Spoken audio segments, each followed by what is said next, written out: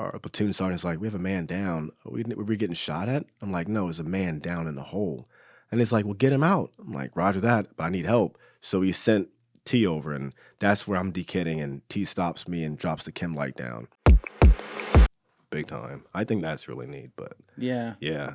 Circle of life shit. It really is. It really is. Yeah, definitely. Did he have siblings too? Yeah, he did. Yeah. I believe his brother, but half brother Right. Yeah. Half. Yeah.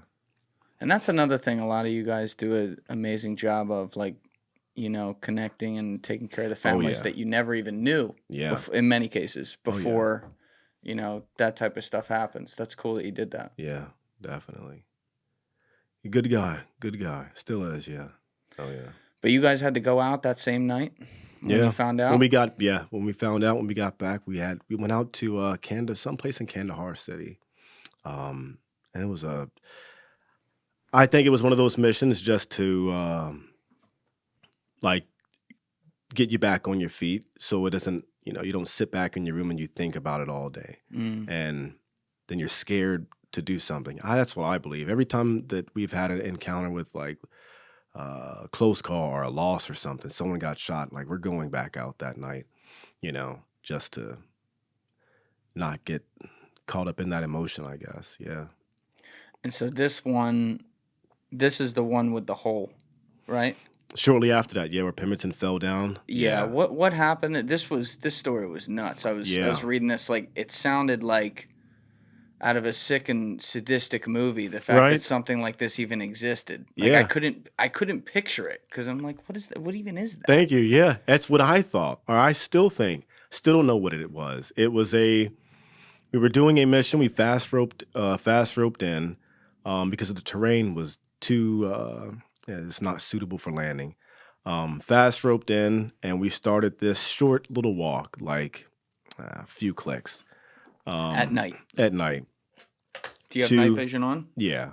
Okay. And we're going at night to capture some guy. Before we even make it to his compound where he stayed at, we're walking almost a single file line. It's the only way we could walk along this portion of terrain. And I saw a shadow. It looked like just a weird shadow. And we all walked past it, like all 30 of us. For some reason, I'm behind the entire formation. Pemberton's behind me, so he's like the last guy. We would fluctuate. As we're walking, I see a shadow, and I'm like, okay, I'm going to pass by it and just walk in the same footsteps as everybody else, because landmines and stuff, you know. Sure. Made it past this weird-looking shadow, and then I heard, like, a weird, my voice, my name being called, like my first name. I'm like, what the heck was that? I take my ear pro was halfway hanging out anyways. I like to keep my hearing protection like halfway in, halfway out, sometimes not in at all, so I could hear better, or the way I like to hear. And I heard my name being called, and I turn around, and Pemberton's not there. I'm like, where the heck did Pemberton go? You know, maybe he went to go pull security somewhere. So I stay back and I look some more. I'm like, no, this isn't right. Pemberton's gone. So I'm walking back to find, where could I possibly have left this guy at? You know, I just looked and he was there. Now he's not. Yeah.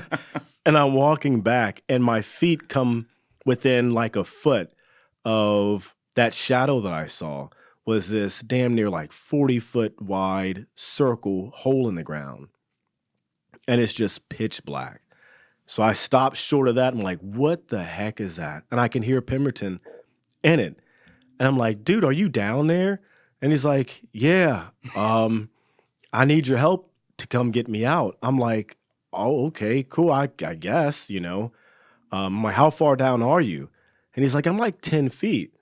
And I'm like, no, the fuck you're not. Yeah. I didn't know it at the time. This other guy, an assaulter, T, he comes over, and luckily, because I'm starting to de-kit, I'm like putting my weapon down. I'm like, dude, it's 10 feet. I'm going to clear that jump. It's going to suck, but I'll at least get down in there, and I'll help you get the ladder up and we can get out together. I'm taking my stuff off, and the assaulter comes over, and he's like, wait. He takes a chem light, and he throws it down there. And I watch the chem light tumble, and then disappears and go, I can't see it anymore. And he looks over at me, and we both have eyes as big as saucepans, like, dude.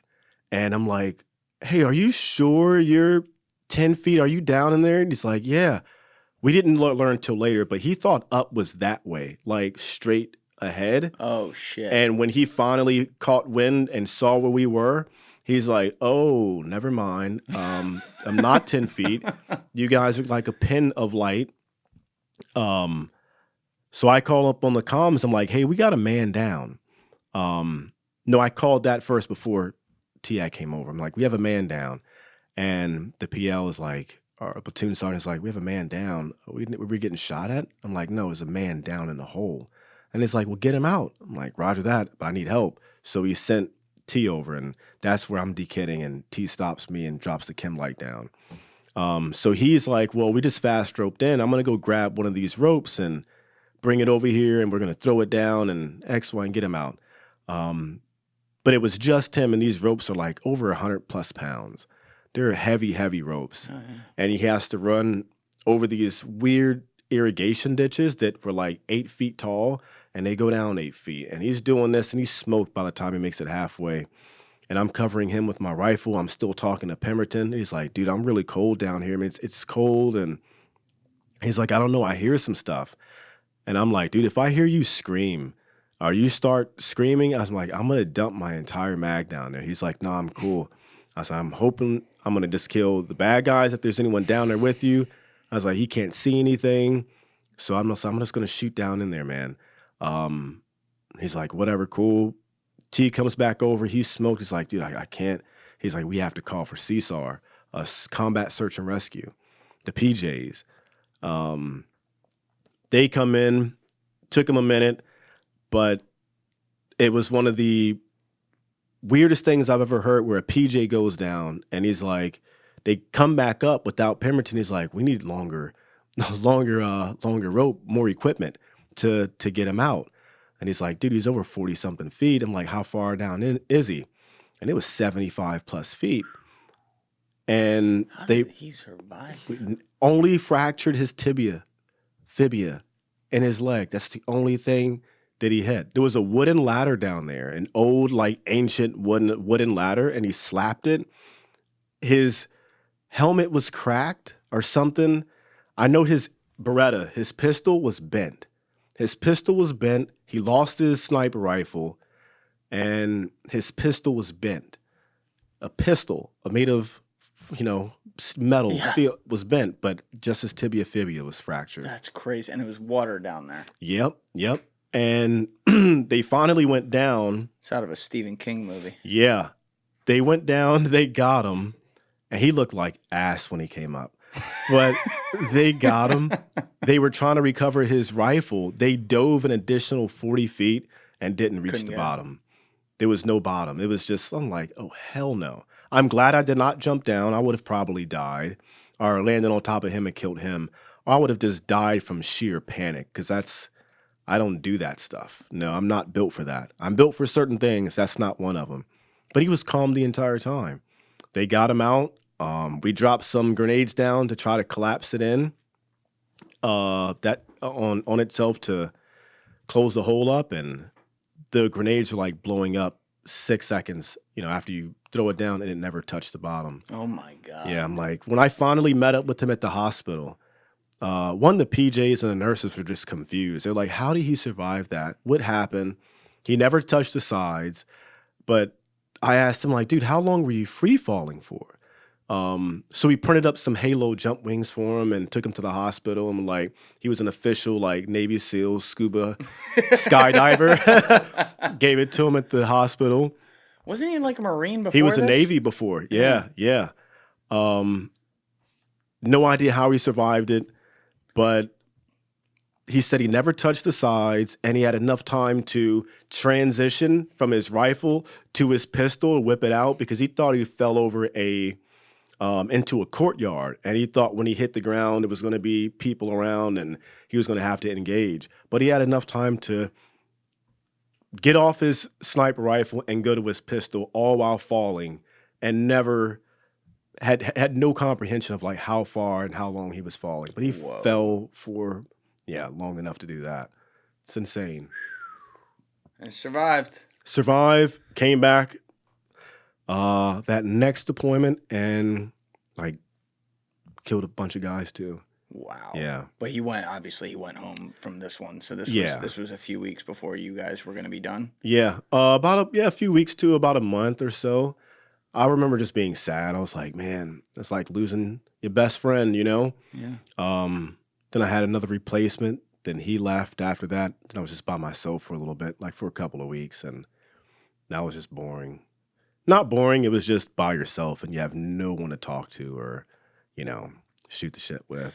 Do you have a thought yet? Because you had said earlier you didn't want to be in the Army forever or anything like that. Mm-hmm. But now that, you know, you went through these insane different battles, obviously highlighted by the middle one, which lasted for 5 days. Mm-hmm. You've had all these kills. Your partner's had all these kills. And now your partner's back home recuperating. You know, you end up being alone. Like, are you having the thought, like, I've done it. I've seen it. I've had enough of this shit. 100%. I was at that level. I was so done, man. I was like, yeah, you're right. Been there, done it, tasted it. I'm good. And I just know that after that last deployment, if I did it again, went back, I'm like, I don't think I would have made it. I honestly don't think I would have made it. And there was guys on that deployment, that next deployment, who didn't make it and just got like their entire life changed from being blown up and, you know, just severely wounded. So I don't think I would have made it. I was tired of it. Like, you can only pull the ace out the deck so many times before you finally get the joker, you know? And it just felt like Afghanistan was starting to get crazy. Yep. Yeah. I was all the way checked out. Had no desire to do it again. I was ready to be married now, you know. I was married, but now have a chance to actually enjoy it, I guess. You know, that whole time we were married, the first 2 years, I was training and gone, you know. I was home 2 weeks a total of 4 weeks out of the year. The other months were dedicated to deployment and training. You're only allotted that amount, 2 weeks before deployment and 2 weeks after. Yeah. That's it. That's the only time you're allotted off. You said you didn't tell your wife about any of the stuff that was happening, so she has no idea what you've been going through. No. She had a phone call when Pemberton fell down the hole, and she thought that I died. She's like, well, if Pemberton got hurt, then where am I at? And they're like, no, he's fine. And that's like the most she had ever heard, that like, oh, something happened, but he just fell down a hole. That doesn't make any sense. What's going on? She didn't know I was like killing people until I got back, and people were helping me download my equipment, get my rifles and stuff together. And some guys and a new guy who was just coming into the sniper section was like, dude, I heard you killed XYZ number. And she looked over at me and was like, this weird look, like, what are you talking about? You know? Didn't kill anybody. Yeah, basically that, yeah. That's exactly, yeah. And we were riding down this it goes into Ranger Battalion, 3rd Ranger Battalion at Fort Benning, Georgia. And my old team leader, he was a Mexican guy, one of the best team leaders I ever had. And he had this red pickup truck, and he rolls up beside me, and Jess is in the passenger seat. He rolls up in his pickup truck, and he's like, dude, Reaper, I heard you killed her. And she's like, you got some motherfucking explaining to do. That's where she first got that idea of, I've killed people. Thank you for watching the video, guys. If you haven't already subscribed, please smash that subscribe button and check out this clip's full podcast episode by clicking here